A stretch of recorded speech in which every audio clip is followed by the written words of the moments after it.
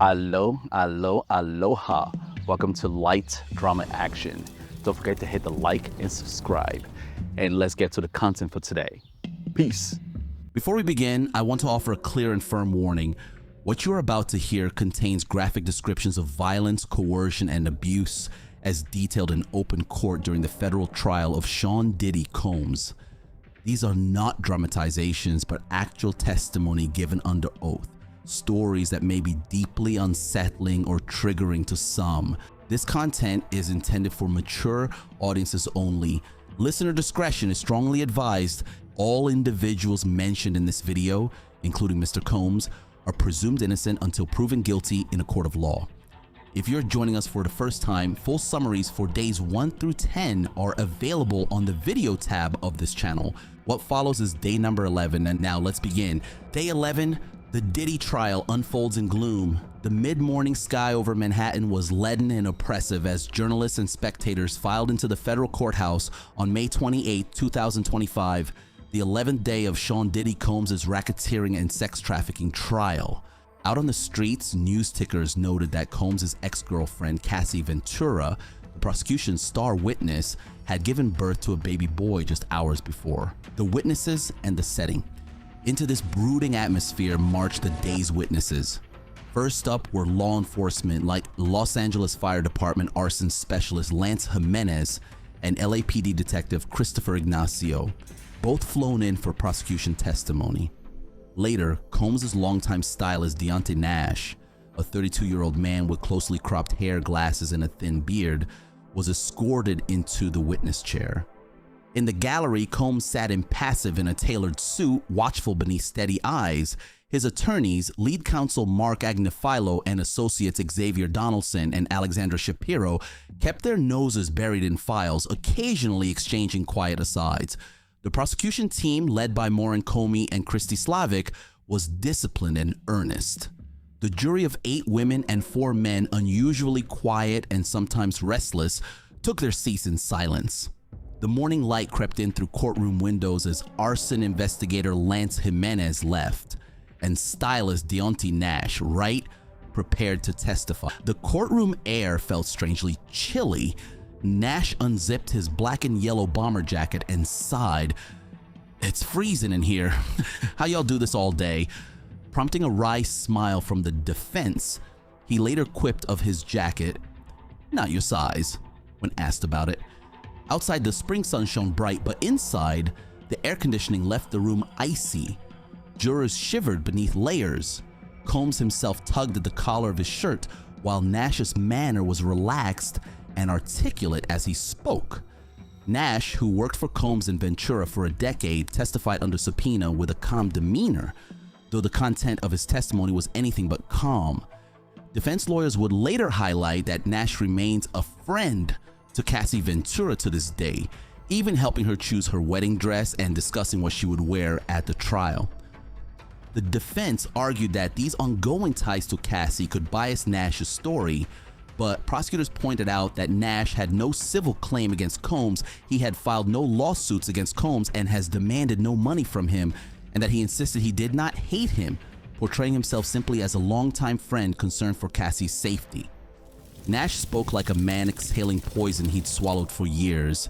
He painted a portrait of Cassie Ventura's life under Combs not as a glamorous fairy tale, but as a meticulously controlled prison. Every detail, down to the drape of fabric on her body, required Combs' approval. Nash recalled a 2014 party where Combs, enraged by Ventura's hair worn down, physically lifted Nash by his jacket collar, demanding pins to force it up. He admitted later it looked better down, Nash added, a chilling footnote on capricious tyranny. Nash's testimony painted a vivid, sinister picture. He said he often saw bruises on Cassie and that she frequently spent nights with Combs in hotels when she didn't want to, as if under coercion. On Cassie's 29th birthday, Nash recalled, Combs exploded. "Fuck you. I do all this for you and you can't do this one thing for me," he yelled. Cassie then confided in Nash, "He's just mad that I don't want to go to the hotel and freak off with him," Nash testified. Freak-offs were the drug-fueled sex parties Combs allegedly forced women into. Nash said that back at Combs' penthouse, Combs barked to onlookers, "Y'all's girl gonna get some do tonight," as Ventura anxiously packed a bag of sex toys and cash in protest. She did not want to go, Nash explained, but Combs was making her do that. He added firmly. Under questioning, he confirmed he saw Cassie was very impaired by ketamine and other drugs during these events. "Oh yeah," he said when asked if Ventura was under the influence. "She was super high, even more so than Combs." Nash also recounted a terrifying 2013 domestic assault, helping Ventura pack for a trip in her apartment. Combs erupted, furious she hadn't answered her phone. Nash watched frozen as Combs grabbed her by the hair and pulled her off the couch and started hitting her. They fled to a bedroom, Nash, Ventura, and Combs' assistant, known only as Mia. Combs forced the door, blows rained down, kicks landed, then the sickening crack as Ventura's head struck the bed frame, blood bloomed. "He panicked when he saw the blood," Nash stated. Combs' chilling justification echoed off the courtroom walls. "Look what y'all made me do." Nash dialed 911. A lifeline snatched away when someone, he couldn't recall who, ordered him to hang up. Ventura vanished to a plastic surgeon. Nash saw the stitches on a video call the next day. Bruises, Nash testified, were commonplace on Ventura's arms, legs, and neck, although quite often. He witnessed a public slap in 2015. "Get this bitch out of here," and spotted a black eye under makeup at a 2016 premiere, noting Combs' possessive grip on her side throughout. Afterward, a hush fell before the jury broke for lunch. Defense counsel Xavier Donaldson, visibly annoyed, then teased Nash about his jacket sizing, to which Nash coolly replied, "Not your size," eliciting nervous laughter in the room. One juror rolled her eyes at the quip, another sighed heavily. Even Combs' attorney, Brian Steele, was seen nodding off in his chair as defense questioning dragged on past 4 p.m. Donaldson's cross-examination was a calculated counteroffensive. He painted Combs as Nash's benefactor, the man who launched his career from intern to celebrity stylist. "Go ahead," Nash conceded thinly. He highlighted Nash's sporadic, loving contact with Combs even after 2018, and Nash's stark admission, "I don't hate him." He hammered Nash's lack of lawsuits, no demand letters. "No, I'm focused on getting out of here. I don't do federal court." And Nash's own marijuana use, subtly questioning the lens through which events were viewed. Most pointedly, Donaldson reframed Nash jumping on Combs' back during the apartment attack. Was it also to protect him from doing something more serious? Nash agreed. Didn't Combs' own security guards plead for him to stop? They did. The defense sought cracks in the monolith of fear.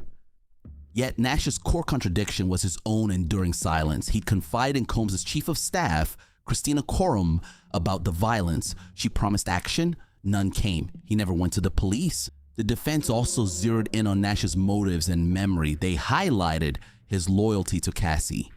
Nash acknowledged he had remained close with her for years. "I helped her pick a wedding dress," he admitted, and even advised her on what to wear at this trial. They suggested this friendship might lead him to exaggerate Combs' brutality. Donaldson gently pressed Nash on details like the precise definition of stylist and the timing of events, questions that sometimes provoke quizzical looks in the courtroom. Judge Subramanian eventually interrupted, warning the defense to avoid circular questions and reminding them that Nash had been promised extra time to finish before flying home. Still, the jury saw clear contradictions. Defense attorneys noted that Nash had never previously mentioned one of the incidents to Cassie's mother or friends. On a key point, Nash himself insisted truthfully that he had filed no claims against Combs and that he did not hate him. "I don't hate him," he said softly. That line earned a hushed murmur. Some reporters scribbled notes that maybe Nash truly believed his own objectivity. However, observers also noted that nearly every detail of Nash's narrative, from the bloodied bedroom to the birthday freak-off, was strikingly consistent with Cassie Ventura's own dramatic 4-day testimony 2 weeks earlier. Jimenez, Ignacio, and the arson case. Amid Nash's testimony, the trial revisited the Kid Cuddy case. Los Angeles Fire Department investigator Lance Jimenez took the stand to describe the January 2012 blaze that nearly destroyed rapper Kid Cuddy's Porsche. Tall and composed in uniform, Jimenez laid out the forensic picture in blunt terms. He said the convertible had been intentionally firebombed. A Molotov cocktail, an improvised gasoline bomb, had been ignited and left inside. He pointed to photographs showing the car's canvas roof had been slashed open and the front passenger seat charred with soot. Somebody had lit it, cut the roof, and dropped it in the front seat, Jimenez told the jury. Inside the car, he found a 40-ounce malt liquor bottle with a cotton cloth soaked in gasoline. In my professional opinion, it was targeted, he declared. He calmly demonstrated how the bottle had failed to shatter. The liquid simply smoldered rather than exploding, meaning the intended damage was lessened. The bottle didn't break, so the liquid wasn't able to disperse. The fire just smoldered out, he explained as the jury viewed enlarged photos of the evidence. Earlier that day, Detective Christopher Ignacio had testified about a 2011 break-in at Cuddy's Los Angeles home. Ignacio, uniformed officer, recalled arriving at the scene to find a black Cadillac Escalade racing away. Police later determined it was owned by Combs' Bad Boy Productions. Cuddy himself had testified previously that he believed Combs was behind that break-in, suspecting Combs was angered by Cuddy's brief relationship with Cassie. The defense reminded jurors that Combs has denied any involvement in either the burglary or the bombing. But prosecutors pressed the narrative that both events fit a pattern of violent intimidation within Combs' orbit. The fingerprint mistrial motion, the most dramatic legal skirmish of the day, came mid-afternoon over the fingerprint evidence from the break-in. On cross, prosecutor Christy Slavic asked Jimenez whether it was unusual that the fingerprint cards Cuddy had provided were destroyed by the LAPD in August 2012. Defense counsel Alexandra Shapiro immediately objected, calling the question outrageous, claiming it unfairly suggested Combs had a hand in destroying evidence. Judge Subramanian sent the jury out and heard argument. The defense moved for a mistrial, warning that jurors might infer Combs had orchestrated the disappearance of the prints. The judge denied the motion. When the jury returned, Subramanian issued a stern instruction. The questions and answers about the fingerprint cards were irrelevant to this case and to the defendant, he said, and must be disregarded. Jimenez had testified that he did not order the cards destroyed. Someone in the LAPD had done so without his knowledge. The jurors nodded gravely at the judge's charge, as if awakened from a nightmare. Only the forensic facts should guide them, not innuendo. Still, the courtroom buzzed with the overcast tension of that sidebar. Reporters would note afterward that the defense had called the prosecution's tactic outrageous, but the judge had refused to side with them. Aftermath and reaction. Across cable news and social media, the latest chapter drew swift commentary. Many outlets noted the eerie timing of Cassie's delivery.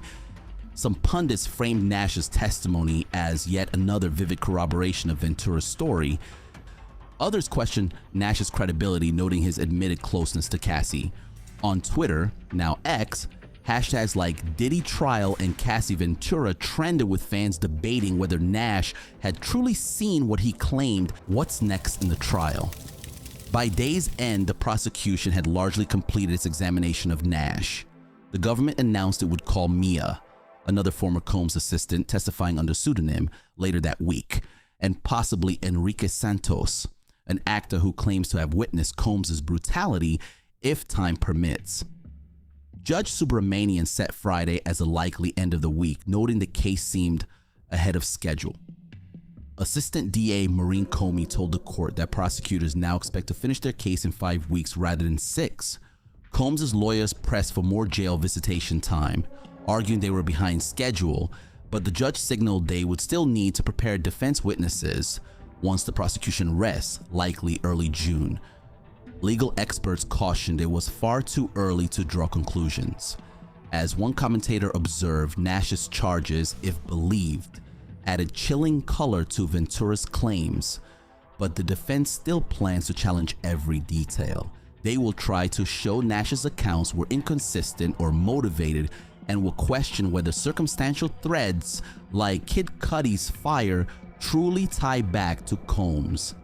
In the end, Day 11 ended on an unresolved note. The courtroom emptied into the twilight, the jurors filing out one by one under security. Outside, the sky had cleared, but tensions inside had only deepened. The long week ahead promised more testimonies and new twists. Another witness, Mia, was due on Thursday, and the next chapter would build on the tales told today. With prosecutors possibly wrapping up by next week, the nation watched and waited, the mood as heavy as the summer thunderheads gathering on the horizon.